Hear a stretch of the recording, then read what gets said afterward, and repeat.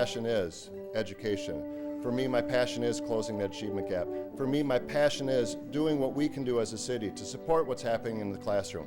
And if you want to know where that passion came from, it came from looking at too many people bashing our teachers, too many people bashing our schools.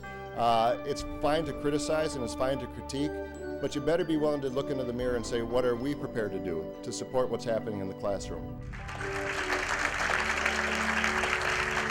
I think that by providing out-of-school time opportunities, you build community that involves young people or youth.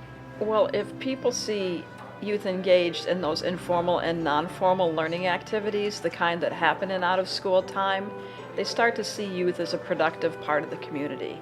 They start to see the gifts and talents that youth bring. Well, involving youth in out-of-school, in their communities, it helps them to build up skill and how to do service learning in their communities, and then they get to know their communities more. They learn networking, marketing skills, just getting out there into your community and doing work with your community. You build a lot of skills up.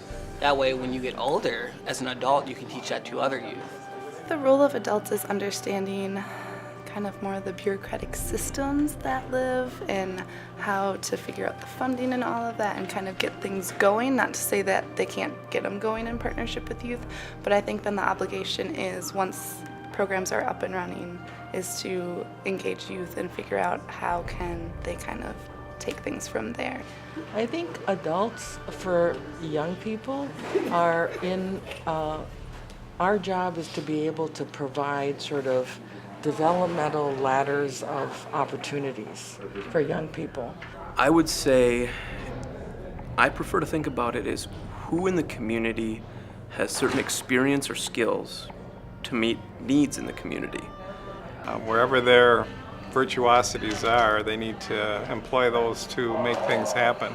So some people are good at earning money or raising money, and so that's important in funding programs. And so they need to use that skill. Other people are good at running programs and providing programs, and so they need to do that. Other people, parents, or other community members need to support and encourage youth to get involved, and so they play that role. Well, on a citywide level, I am a part of the Minneapolis Youth Congress as one of their technology and participation trainers. So it's a training that basically teaches young people and adults how to facilitate conversations and how to ask the right questions and how to, really have engaging conversations and to really get at what the root cause of issues are. And I think the way that my city is engaging young people is our youth congress is filled with young people from the ages of 15 all the way to 24, and their role is to be the advocates or to basically speak for their constituents, other youth that are part of the city of Minneapolis. So I work in St. Paul, and I'm actually the coordinator of the youth group that's connected to Sprockets, which is the out-of-school time network. And so in the last year and a half, there was a couple years leading up to this, but in the last year and a half, we have launched this out-of-school time network, which is essentially an opportunity to connect all the after-school programs and summer programs in the city, so we can make it really easy for young people to find programs that are of interest to them. So there's like a program finder that's kind of like a Google search, but it's just for St. Paul programs. We're also asking our youth to help us network and to communicate with others using social media, whether it's Facebook or tweeting or whatever it might be, to really give people an opportunity to know what programs are out there, what's cool, what they like, what they don't like, and what we should be doing more of.